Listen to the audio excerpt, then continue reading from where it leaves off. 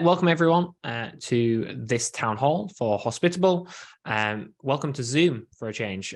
So as some of you probably know, if you've joined any of our previous town halls, we have had some technical difficulties with Clubhouse in the past.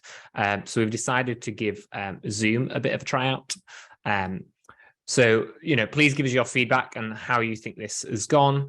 Really, we want to make sure that we're providing an experience that's useful for us as well as it is for you. So please do leave your feedback on that. Today, as normal, we will get going with some company updates from Pierre and Andrew, followed by Emily, and then we'll move it over to question and answer. Please do use the question and answer functionality at the bottom of the screen to give us your questions ahead of time. We will also give you opportunity to raise your hand and ask your questions on stage too. So without further ado, I'm going to move things over to Pierre. Thank you very much, Miles. So my first question is really, do we sound what we look, or do we look what we sound? Because for you, that basically may have been the first time that you're seeing us. We hope you're not too disappointed, but I think it's quite good. So anyway, thank you very much for showing up on this Zoom call. And obviously, we're still going to try this new format. We talked about, for example, having presentation and slides. You're not a real startup until you have some slides up. That's not going to be the case for now, but that may be coming up later. So I have two updates basically to share with you, and I think the meat is, as always, going to be with the product team and the product updates. And the first item on the agenda is really based on a recruitment for customer support positions. So you've raised with us on previous channels that it is difficult to get the timely support that you would like to get from us. I would also very much prefer to have a true live chat experience with our customers. That's currently not possible, first because of our state of resources and because of our growth as well, and the overwhelming number of questions that you're asking us every day. So accordingly, based on your feedback, we are recruiting more customer advocates to be joining our support team. We are still actively recruiting. We conducted one panel interview last week. We have 4 new panel interviews that are going to be scheduled in the upcoming days for 2 positions that we're looking to recruit to cover the American time zones. We're also ramping up on our recruitment for the APAC region, so the Asia Pacific.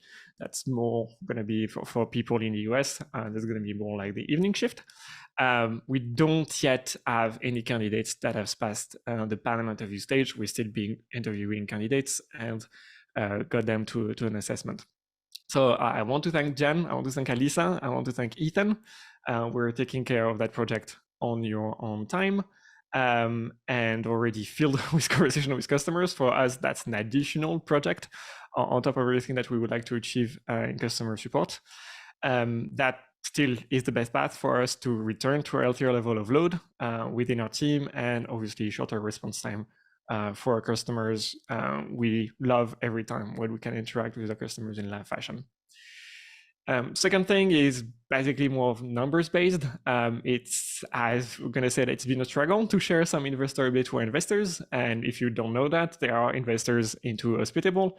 We're customers of Hospitable, just like you, literally just like you. You may even be on that call and be one of our investors. So you are not, the investors are not strangers in this fashion. So that's a gap that needs to be fixed. And especially now as we are launching direct premium product. So the thing I want to say basically to those investors is February is usually a disappointing month regarding revenue growth. We have a record January because we have a lot of check-ins among our customers on Christmas and on New Year's Eve, but fewer people travel during the month of January, and that typically results in lower occupancy rates, and accordingly, based on our own pricing, we charge less our customers during the month of February. For February 2022, we are the growth of just revenue growth of just 0.63% per month, and we're kind of expecting the same performance for this year. However, and thanks to our sales team and still thanks to our support teams, we were able to grow in February by 1.2%. That's double our growth rate that we experienced last year, and that's pretty remarkable. On the 28th-month day, and that was due really to a new record number of new customers adding to our existing numbers. So we are just a little bit below 10,000 at this point in time. So we hope March is going to look more promising for you, or based on the activity, especially on check-ins. And early indication do indicate this. We've grown as much during the first week of March from a revenue perspective as during the entire month of February. So that should be an indicator as well that customers, you are getting paid more, having a higher occupancy rate for the month of February, late February and beginning of March. And just that indicator that we're looking at is always, yes, how much have you generated in payouts from Airbnb, from Vrbo, and soon from Direct. I swear it's happening. And so all active customers of Hospitable have generated together in February $127 million. And for reference, that was $125 million in December. So we're looking forward to help you reach some new heights with Direct. And Hot Potato to the product team and to Andrew. Good luck. Thank you very much. Okay, new format, new video. All right, nice to be seen, I guess, not to see you all, but to be seen. On the Direct side, yeah, I think this is the first update. We actually have real data to share, so this is exciting. I probably should apologize to everyone that's not in the pilot yet. I know a lot of you are really anxious to get in. We can't have everybody in. The purpose of a pilot is to make sure everything is working well, to debug what's not, work out the kinks, etc. And if we just have 3,000 customers in the pilot, it's no longer a pilot. We have a long backlog. We're working through it. Right now, we're up to about 60 customers in Direct Premium. That happened in about 4 different waves. I'm going to continue adding people as we can, but we're just kind of making little improvements as we go and then adding more people. We will try to get you. Please don't contact support and ask for favors. They're busy enough. We've got your information. And if you don't get in the pilot, we're rushing as soon as possible to make this publicly available for everyone, starting with beta customers. So make sure you have your beta features turned on in Hospitable. If you don't yet, you might end up getting it through beta before you get through on the private pilot. No hard feelings, hopefully. So yeah, we've got about 60 people in Direct Premium. We just doubled the Direct Basic pilot audience as well. So again, people that don't have USA properties, Basic is your only offering right now. So if you've got a Stripe account set up, we're kind of going through the wait list, and we're going to go ahead and just start turning on those features for you now, because that's your only option. Otherwise, people that could use Premium or Direct Basic, you do have a choice to make. So that's kind of where we're at, is just working through that pilot audience and making sure we're helping you try the right Direct experience first. You will have the option later. You will have to choose one though. We did decide that as an account, as a customer, you need to be a Direct Basic or a Direct Premium customer in the end. So this pilot will give you hopefully a chance to try that, or in the beta experience, and then you will have to make a decision on which one you'll use. Yeah, so I think about half the people on Premium have already gotten their bank accounts linked, they're set up. We had one customer who had an amazing experience that within 24 hours of setting up Direct, she got a booking. Someone that had tried to make a Vrbo booking, was unsuccessful, saw, I think, her property name in the listing, did a Google search. She owns the .com on her property name. So of course the SEO is really good there. That customer found her Direct booking site, which was created 20 hours ago, and got a booking out of it. So not everybody's going to have that great of an activating experience, unfortunately, but we can celebrate the wins. That was fun for one of our customers. Yeah, if you got the product newsletter, I assume you did. If you're in the town hall, there was a link in there. I'll share that again in chat as soon as I'm done talking here, but that is the best explainer. I think what we learned from the previous town hall is talking about the different price tiers, talking about the different costs. It's difficult to do in audio only, or now a video and audio format. It's better sometimes for text. So go ahead and get that newsletter out of your inbox, click on the link, and we'll walk you through the whole experience. So you have nice clarity on what is Direct Basic, what is Direct Premium. But we're happy to take questions after this if you still aren't clear on anything. One of the fun things we've done since the last town hall is we really started digging in and seeing how much cheaper we are than an OTA. That's something we highlighted in that email. I was doing some pretty gnarly spreadsheet work, just really finding out how much is Vrbo actually taking from you, how much is Booking.com, which really is the most opaque of the platforms, taking from you, and the savings are real. And that's fun because it kind of changed some of the conversations we were having with some of our customers around markup rates, thinking that, oh, you know, I might have to actually mark this up to recover the cost. And we kept explaining, you know, this is not a cost. We're not taking anything out of your payout with direct. We do have a guest service fee for direct premium. Again, that's not a host fee. That doesn't come out of your payout. And once we realized how cheap direct is for your guests, some of our hosts are now asking for markup rates so they can recover some of that and have a richer payout versus giving it all over to the guest. So we did add markup rates just yesterday, I think. So if you're in the pilot audience, you now have platform-based markup rates, meaning if you want to recover a bit of the savings from direct and make a richer payout for yourself, you can go ahead and mark that up. If you're in direct basic, you probably want to mark up 3% because you're going to have to cover the payment processing fees from Stripe. In premium, you don't have those costs, so you can mark up your price a little bit and be slightly less cheaper than your OTAs, but still cheaper and have a richer payout. So otherwise, besides the markup rates, we've improved the courier notifications that we're sending to users. So throughout the guest journey, we'll be notifying them. We've now got all the detailed finances in those emails, so they get a proper invoice now once you accept a booking request there. We've got a new version of the booking widget calendar coming out that does a lot better job of explaining date availability on the calendar. Hold on for that. That'll probably come out later this week, as well as we're consolidating the taxes to make that a little bit simpler and just having one line of taxes that expands, and then they can see what precisely we got. We've got a lot of questions around that too on taxes, because a lot of the pilot hosts are getting their sites set up and realizing that we're not collecting enough taxes. Well, the thing is that since it's a new marketplace, we don't actually have to collect sales tax until we reach a threshold of transactions in your state. So that's right, we're not collecting sales tax. And for a temporary time, probably some number of months this year, you will have an even cheaper rate because we won't be obligated to collect sales tax. We will just collect the lodging tax, pass that through to you, but we're not obligated to collect sales tax. So for a little bit of time, it's an even better deal than it already is. Other bug fixes we've done, we fixed some property URLs. So what was happening was if you edited the name of your property, that's how we generated your link for the direct sites.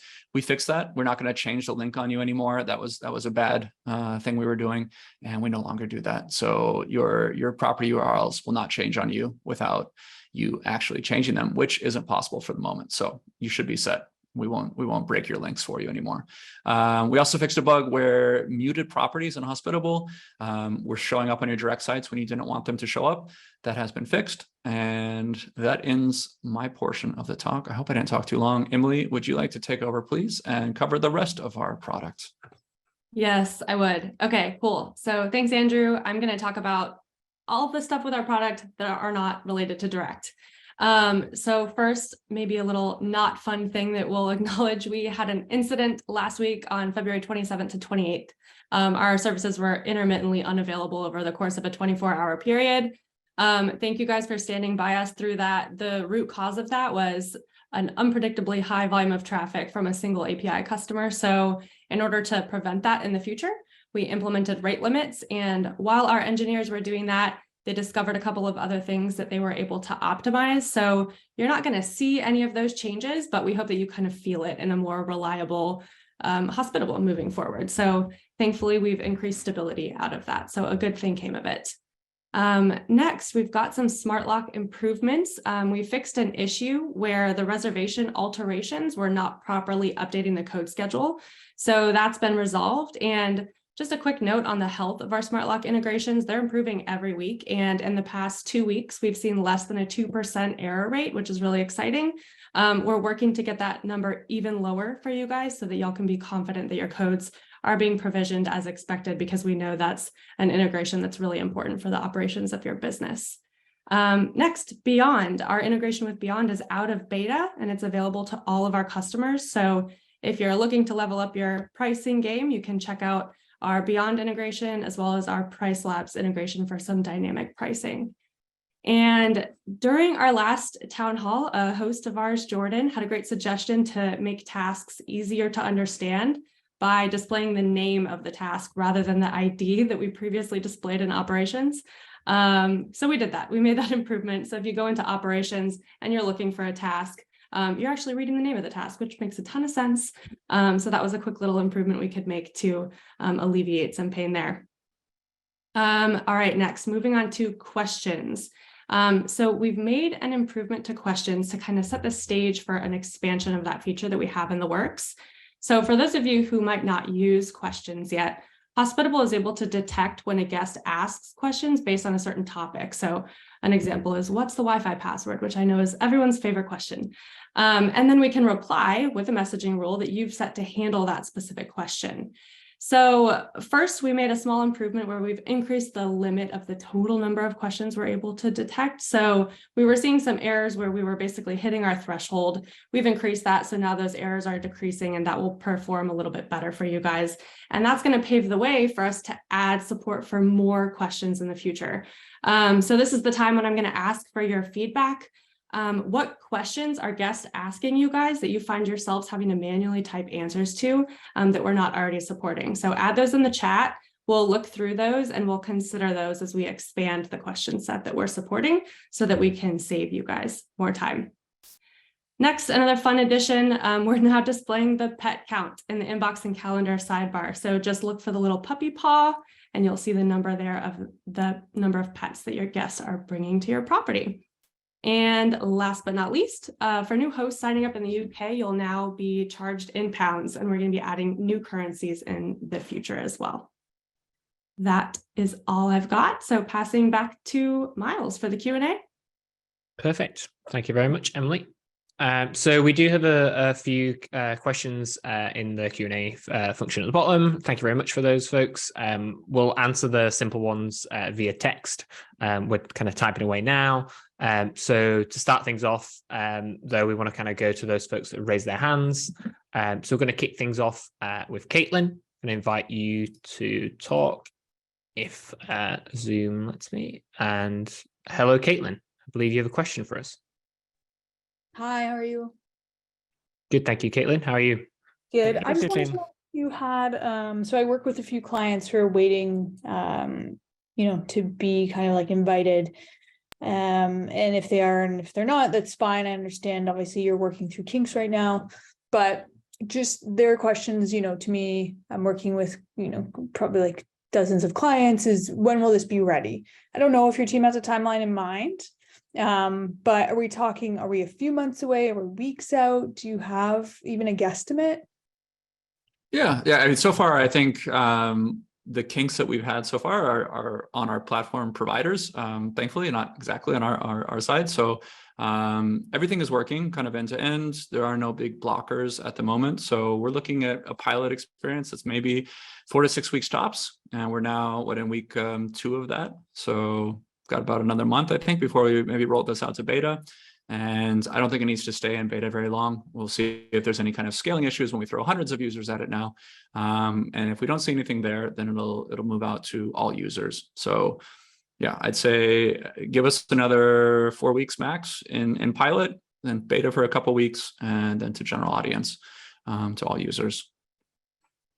Perfect. That's really helpful. And then I think just to add on, I have not read through the details of the differences, for premium, et cetera, but in some of the links that I see going out from your team, are all the details in there?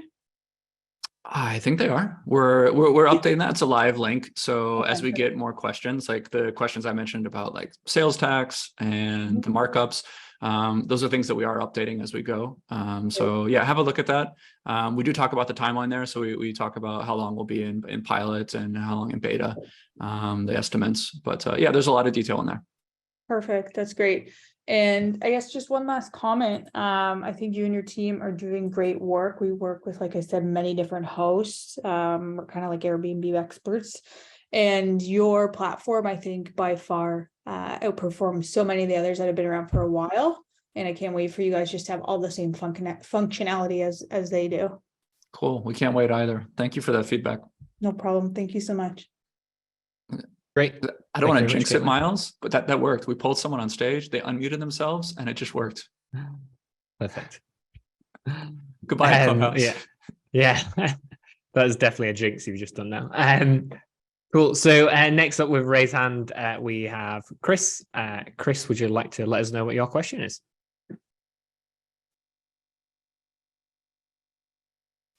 Oh, you did just jinx it there, I think, Andrew. Sorry, Chris. Chris, That's on there me. should be an unmute button at the bottom left of your screen. I can give you a nudge as well with a button here, I think.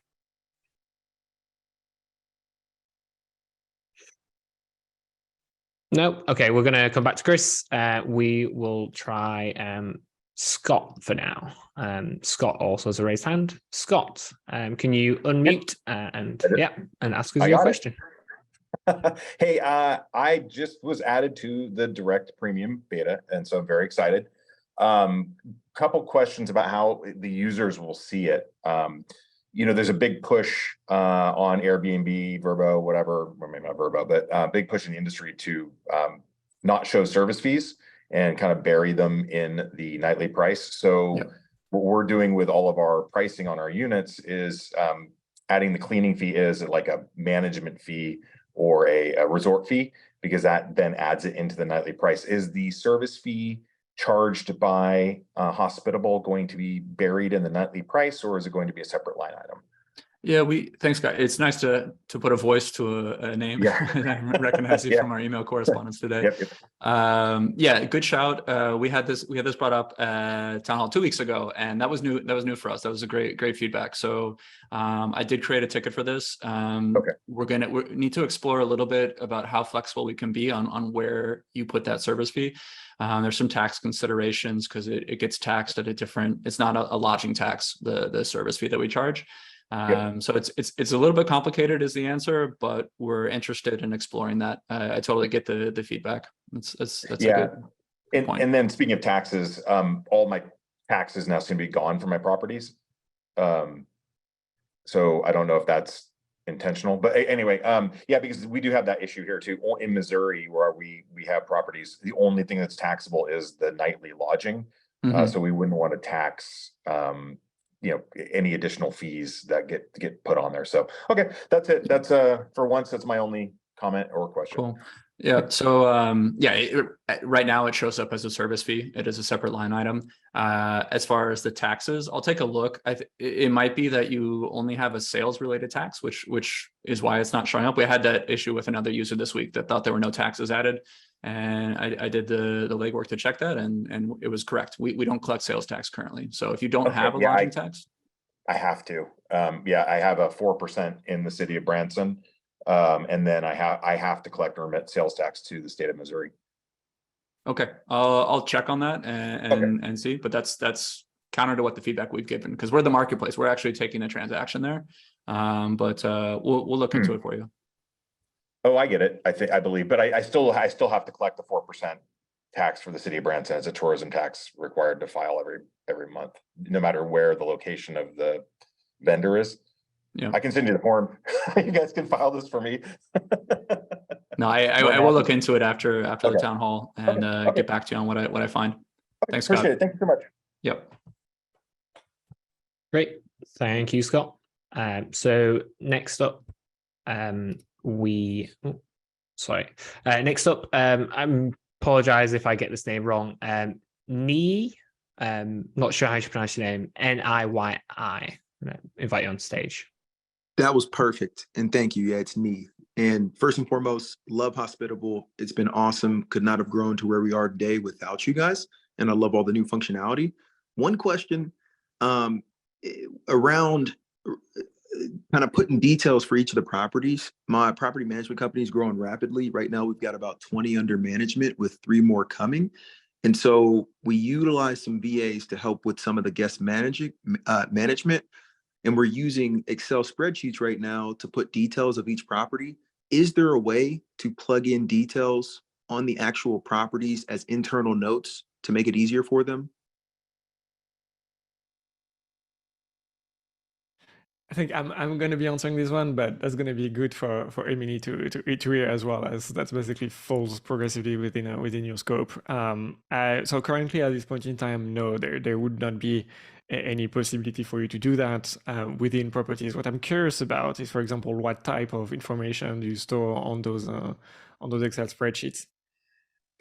We put things like, hey, this is how many TVs, this is how many bedrooms. Well, that's all kind of listed in the property, but other questions that we get, just random questions like, hey, where can we park? Things of that nature.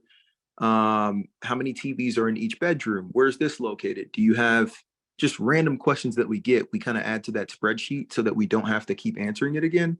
And so it'd be awesome to add it on Hospitable itself. So basically you have the entire documentation of each and every single property living in Excel spreadsheet that is a little bit out of reach from your Hospitable inbox. So that's not the first time I'm hearing about it.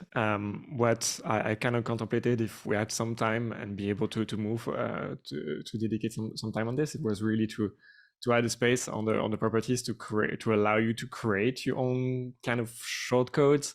The idea is basically you may be able to reuse that same content across the board, across your different properties, without necessarily checking things, and you just basically set that up once in your property section and across your entire property. So creating a custom variable if you would like.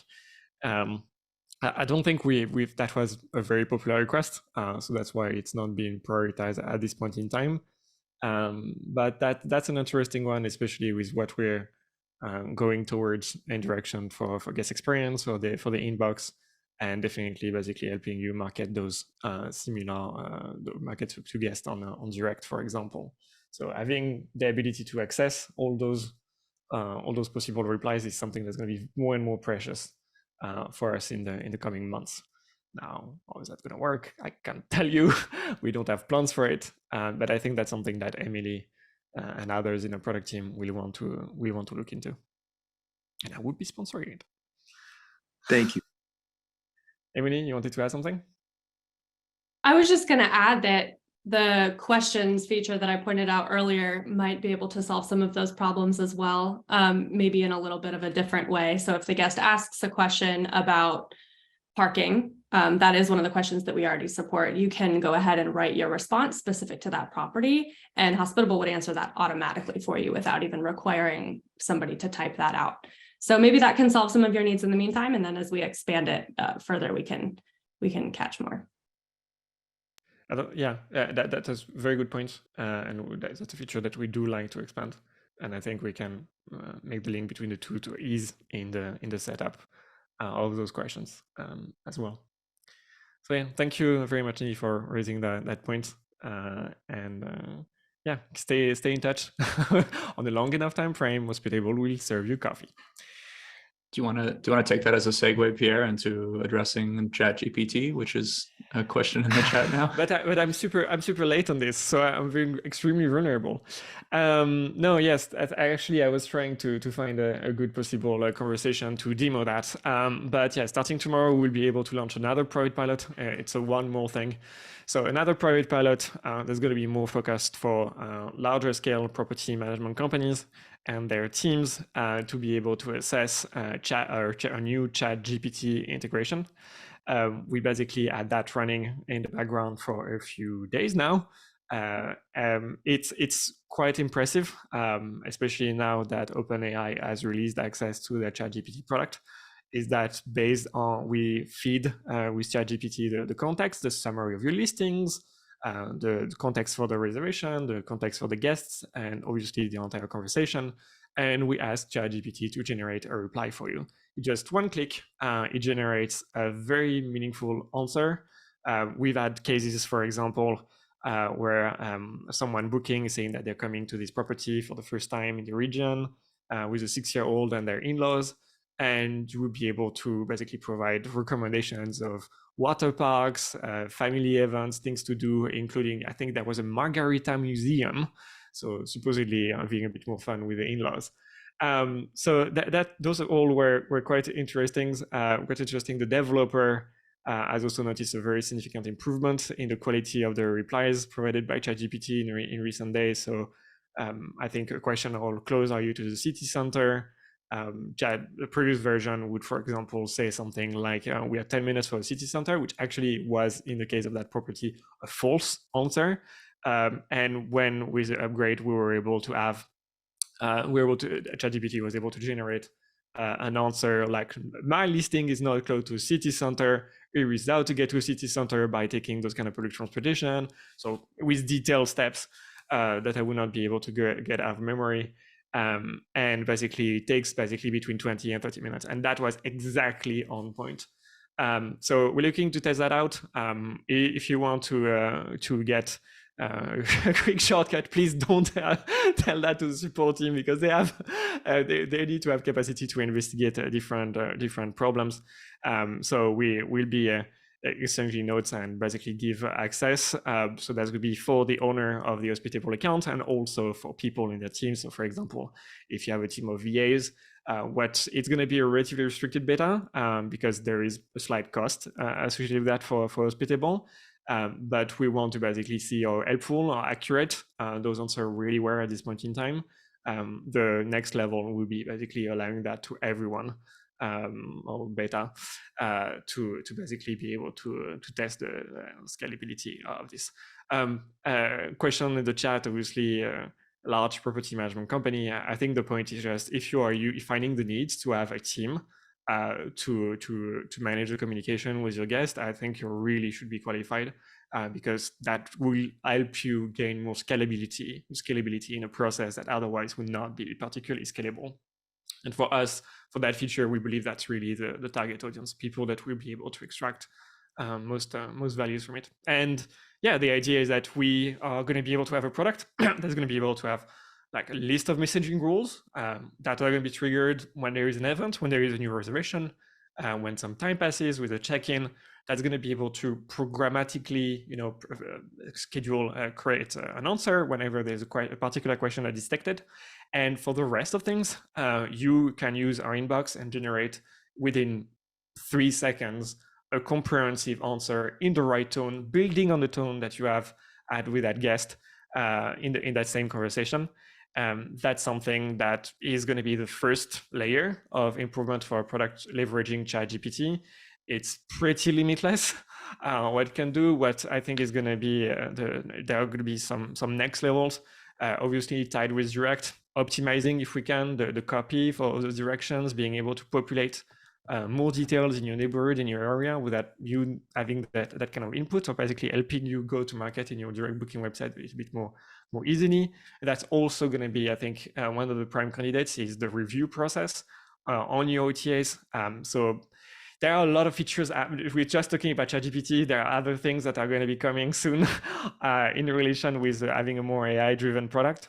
But one of the things that, for example, we're really excited about was the ability to detect a conversation that's going sour, being able to take consequences of that in relation with a bad review, for example. So being able to program it to generate a review for your proposal that would be able to kind of summarize the situation that's been happening with the guests in a tone that's going to be factual. And that's obviously, for us, that's something that is always a struggle.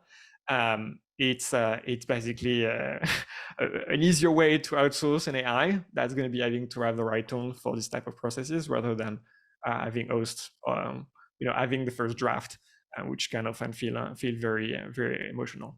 So I'm going to be inviting people like that progressively. I'm going to be exporting the chat and finding people that basically are applying to this. So there's going to be another type form to complete. I just want to basically have a clear understanding of who would like to have access to that feature. It's live. I mean, it's live. It's going to be live in a few weeks, provided that the private pilot is being successful for all the people who are part of that group. We talk a lot about how much time we can save guests, and we try to make that kind of our guiding focus. And I think we were looking at some of these responses from ChatGPT, and if we were going to be honest, like the response they got for some of these complicated questions, minimum like 8-10 minutes of effort for a few cents worth of AI credits. Like it's pretty remarkable how much time this could save. Yeah, that would be a complete game changer for the industries. But there's still going to be like a touch needed, but that also really a human touch needed. But I think that really would narrow things down very, very significantly. And the important part is that at this point in time, it's still going to be requiring a manual review. So based on OpenAI's own terms of service, it's something that basically would require basically a human signing off on those. The way ChatGPT works is mostly by hallucinating an answer, and there can be something inaccurate or wrong that can slip through the cracks. Okay, so yeah, ChatGPT having a more AI product that really is part of our priorities also for this few months. Yeah. Great. Next up from the audience, we have. Well, we're going to try Chris one more time. He attempted to talk before. Let's see if you're able to unmute, Chris. Yes, can you hear us? There we go. Hello, we can. How are you doing? This is actually Taryn. I've got Chris here with me. I just had a couple of questions, and forgive me if I'm not following the correct format. This is the first town hall we've been to, but first off, in regards to the previous gentleman's comment about keeping track of like property specific things, one idea might be, in each guest, there's a notes section that you can add notes for that specific reservation, that guest. It might be nice to have like another like property notes section that we can just put like, things that are permanent, like a backup lockbox combo or known issues or something like that. Just that way, at a glance, anybody that's helping us answer questions can look at that area and know quickly what the answer is. Yeah, if I can just follow up on that, that's exactly what I was meaning to say, when basically we want to understand more of the context of what is known about this property, because that actually helps us feed that to this ChatGPT artificial intelligence so that it can generate reply for you without you having to check the documentation back and forth, because it will have accurate, exact information about a long tail of things regarding your specific property. So if that Parade pilot is a success, that's really a lot of things that we're gonna need to do to unlock more value out of the feature. Okay, and maybe we're saying the same thing. I don't use a lot of the auto generated or the auto response messages, just because I feel like you have to change it anyways to really, like, because the questions are like he said, so random and so specific sometimes, and so you have to kind of manipulate any auto response anyways. But moving on, we're fairly new to the system, and we're still trying to get all of the kinks worked out. But we continue to have these. We spend hours each week on our calendar, opening this rolling calendar issue. The 3-month we cannot get to work at all.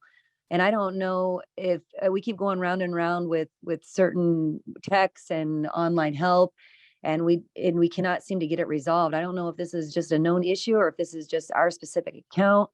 And then the other issue is this VRBO messaging situation. And I know that VRBO changes constantly, but is there any end in sight to where we're going to be able to use Hospitable with VRBO again? I'm having to manually copy and go to VRBO and send every message.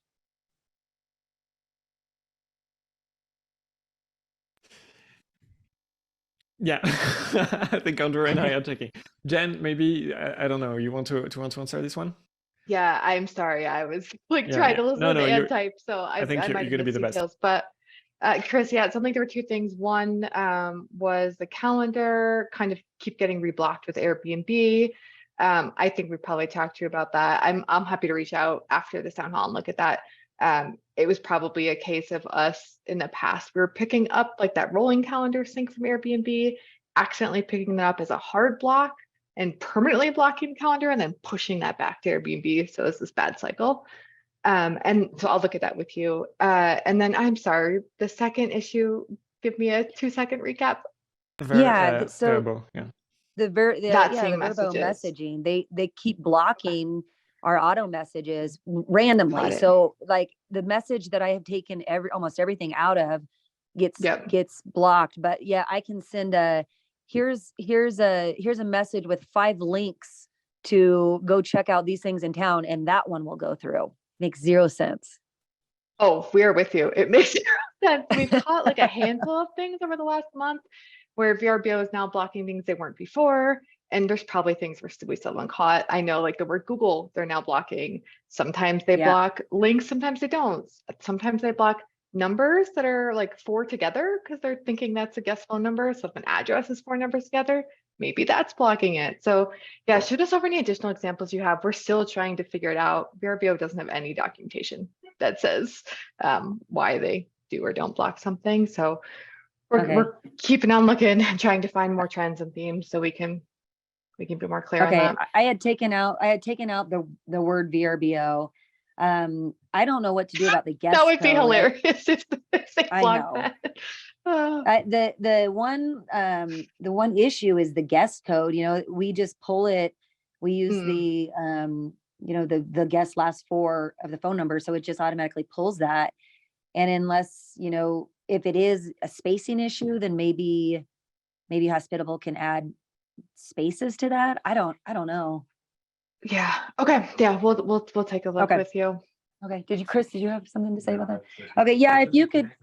If you could please connect with, and again, my name is Taryn, and then my husband, Chris, he's taken over this calendar issue for me because I couldn't handle it anymore. So if you could reach out to me or Chris with that, and hopefully we can get it figured out. But you're right. It's that endless loop of that rolling calendar issue that we cannot figure out.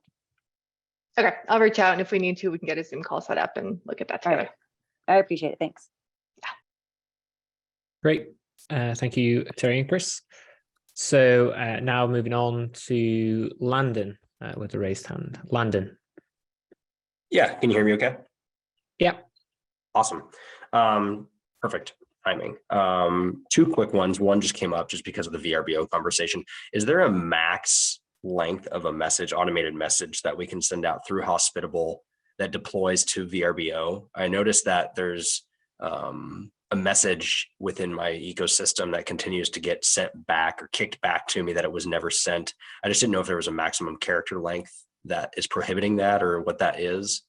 And then the real point of my raising of the hand was, is there anything in the forward thinking process in regards to integrating some type of, because we provide or require a short-term rental agreement to be signed by all guests who stay at all of our properties.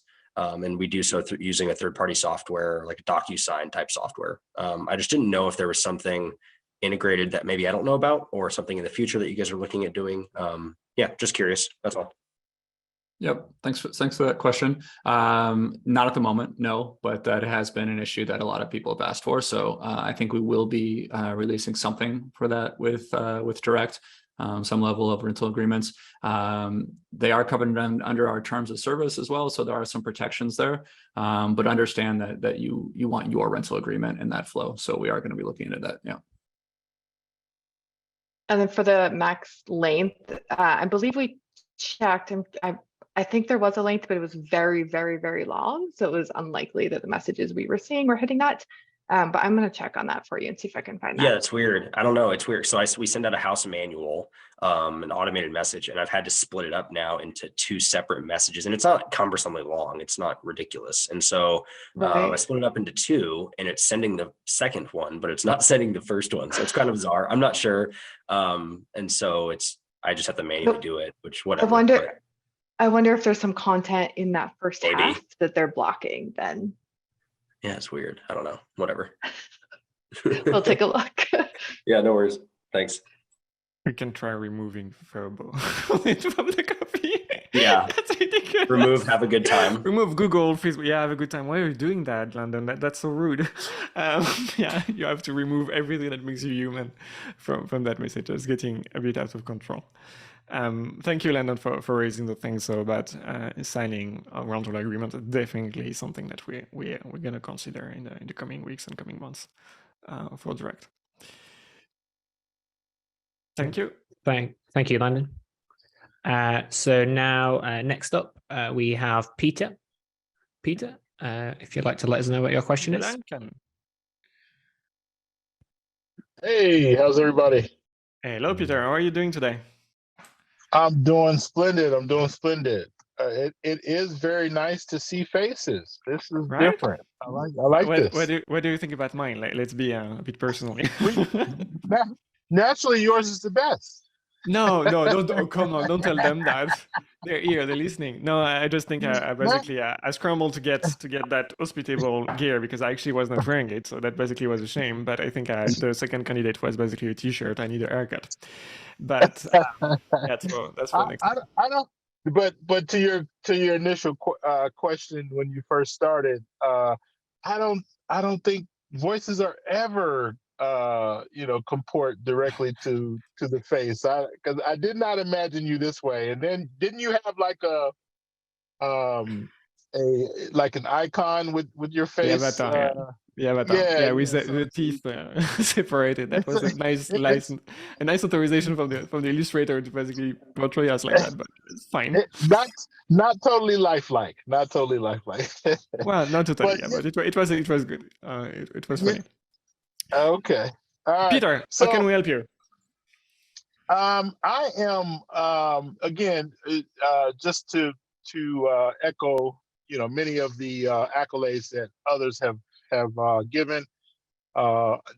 Been operating nearly 4 years in April. I think it'll be 4 years.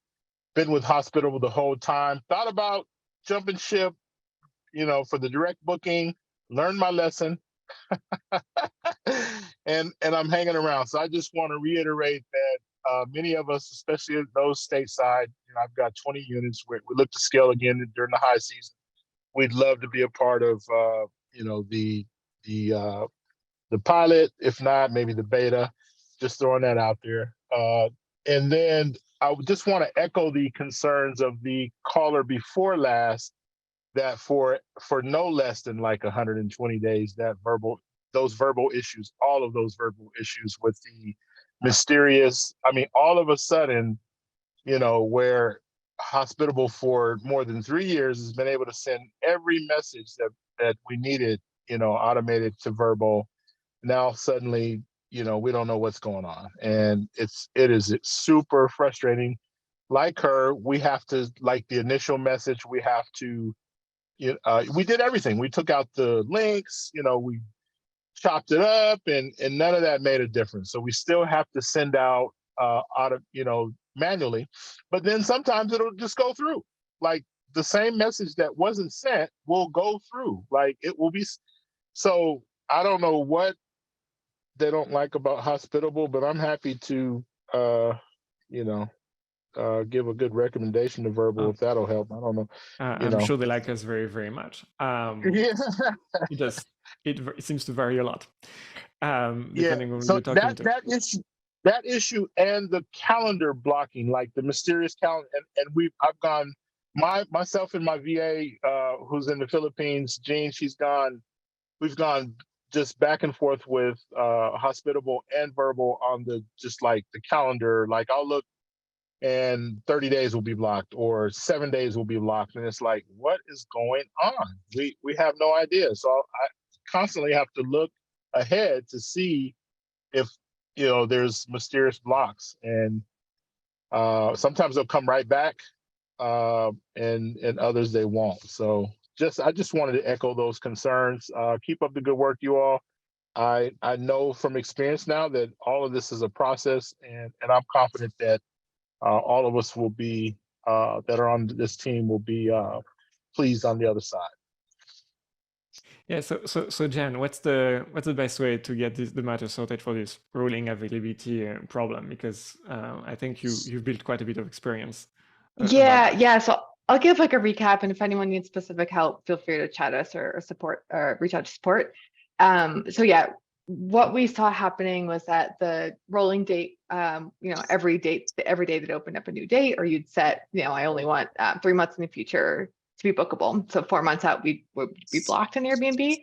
We would pick that up as a hard block, permanently block it, and then push it back to Airbnb. So the way to correct that would be on Airbnb, go ahead and open all dates.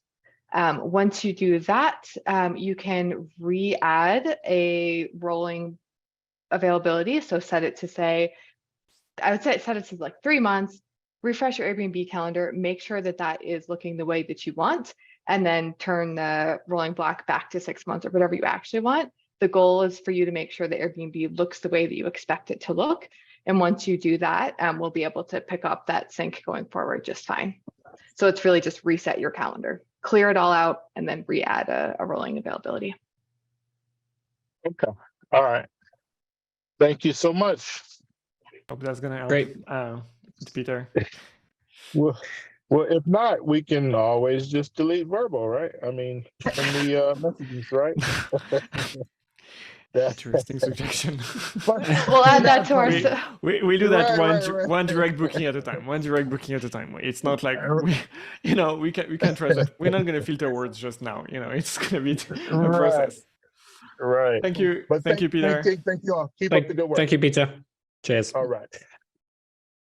So we've got quite a few questions in the Q&A still. We're going to try and get to those before the end of the session. I don't think we're going to take any more people on mic today, as we only have a few minutes left. So just kind of going through the Q&A of unanswered questions. I'm going to start with Alexa or Alex. No, maybe it's an Alexa. Will there be an update to look back at the calendar and see if the blocks and notes from previous months, they all disappear when the month ends at the moment? Maybe that's a question for Emily. Yeah, that I haven't given this any thought yet, so I'm not sure. But thanks for bringing this up, and I can look into it for sure. I'll reach out to you for more info. Yeah, the interesting part is really understanding why do you want, why does it matter, or why do you care? Because there may be a better way for you to access that information, whether it's scrolling the calendar, that can be reports or something like that, or sometimes maybe a history audit of the calendar changes. Okay, great. The next couple of questions are around direct, Andrew. So there's a few there. I don't know if you've seen. I don't know if you've got a couple. Sure. Yeah, I saw Jordan had two questions. One, why does premium look cheaper than basic? It might look that way. So the monthly fee is lower, but on premium, we do take a service fee of the transaction. So we take that 6% plus $10. That covers kind of everything that's part of that reservation, including the risk premium that we have to take as the merchant of record. So with that service fee and the monthly per property fee, you are going to end up, it's going to cost a little bit more for you to have that premium package. It's not coming out of your payout. It's part of the guest charge.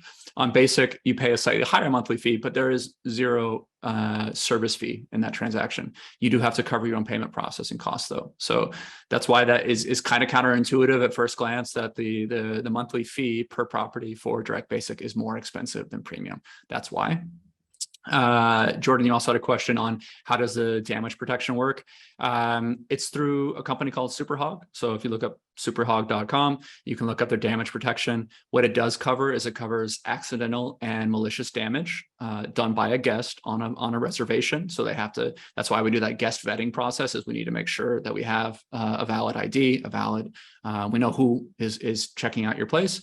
It covers any damage due to theft at your property during that booking by the guest, damage to any of your belongings and contents, damages to even the common and shared areas of your building if it's not actually part of your specific property. That's all covered in that $5 million damage protection. It doesn't cover things like wear and tear. It doesn't cause damage that can't be directly attributed to that guest at that stay. And it doesn't do personal liabilities like bodily injuries suffered by the guest or the host. That's not something that's covered. So you can look into all those details. Again, that's something probably better to take offline and look at, but it is done through Superhog, and they will actually contact the guest if there is a damage claim made, and they will recover a portion of that from them as part of their responsibility. And those terms of service for Superhog are part of our guest vetting. So when the guest goes to do their guest vetting for direct premium, they're going to see that they're accepting the conditions of that damage policy as well when they do that. So hope that answers your question. Yeah, good point though. We'll update the FAQ with a little bit more explanation about what that covers. Yeah. What else was there, Miles? Those were the two that I had. There's one more in the Q&A around if they're able to add specific fees onto direct bookings, like pet fees or pool fees or anything like that. The fees are going to work the same as they do for on your property page. So I think the property page fees are Airbnb and direct. We've got both little icons there to let you know. Pet fees, we're not currently taking pets. That is on our to-do list for direct. We need to add basically we have adult, child, infant on when they're making the booking request. We need a pet option there. We know that. Yeah, you are able to add fees. Cleaning fee, of course, is the most common one. That's part of that flow. Check out the property page. And if you see that hospitable icon next to it, that means it's going to be on the direct booking flow too. As soon as you get set up on your site and you're in the pilot, you're in beta, just look at your booking widget, look at the calendar on your direct site, and you can see exactly how it looks, make sure the taxes look right, etc. Yep. Cool. Thank you. And then I think just one final question on direct before we wrap up. So Danny is just asking about terms and conditions for guests on direct booking, and if there's going to be some terms and conditions that they're going to be able to see and kind of agree to, and if Danny's able to see those in advance. Yep. So yeah, kind of the same process what I was talking about. As soon as you get your site set up and you're part of Direct Premium, you will see those in your booking flow. So when you select dates, then as a direct user, we'll do the payment processing. So you'll see the credit cards, you'll see a review and confirm page at the last step of that. That requires an opt-in acceptance of the terms and conditions, which are linked to. We pull out a couple of the important conditions there to highlight them. Yeah, we cover, protections for you as the host, protections for us as the merchant of record. That's all there. And yeah, you'll be able to see it when you're there. Actually, no, I've got the link. It's not like they're hit or anything. Let me grab the link real quick, and I'll share that in the chat. And you can take a look. Cool, thank you. And then very last question before we wrap up. So this is from JT. So I pre-approve somebody from inside the Hospitable inbox. They show as pre-approved. Sorry, the traveler does not show in Verbo as pre-approved. I called Verbo and asked. And they said the guest is not pre-approved. Can we explain the discrepancy? And then there's a follow-up question on whether we can undo a pre-approve inside of Hospitable.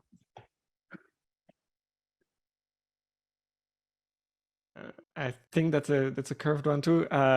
So based on Verbo, I don't think technically there is a pre-approval process in Verbo. So we basically try to streamline it and align it to Airbnb first. For the second part of the question, no, you cannot undo or withdraw a pre-approval from Verbo at this point in time.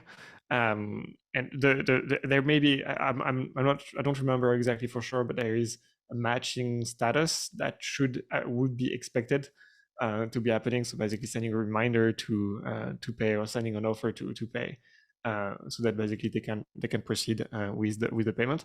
If that's not the case, then definitely that's something that we will need to look into. And so basically escalating the matter to support@hospitable.com. If Jenn, do you believe that there is any issue about that was already escalated to the support team? This was VRBO specifically. VRBO yes? specifically pre-approved, and it's actually not pre-approved. Yeah, I'm not aware off the top of my head. Okay. There's no big outstanding issue that I'm aware of. Okay. Well, thank you very much. Thank you, Miles. It seems that basically we were able to have a more lively event on this Zoom thing. It felt like it. Incredible. It felt like it. Like people were able to talk whenever they could. And that's pretty damn nice. And we're also able to finish in time. Which is a perk also. So we can all go back to our busy lives, and with Jenn and Emily, happy day for them in the US. It's going to be the absolute end of a day for us in Europe. Thank you very much. Have a great rest of your day from Brussels in Belgium, from my office and from our offices. It was a pleasure to hear you, and yeah, I hope it was a more pleasant experience for you than Clubhouse. It felt for us a lot more interactive.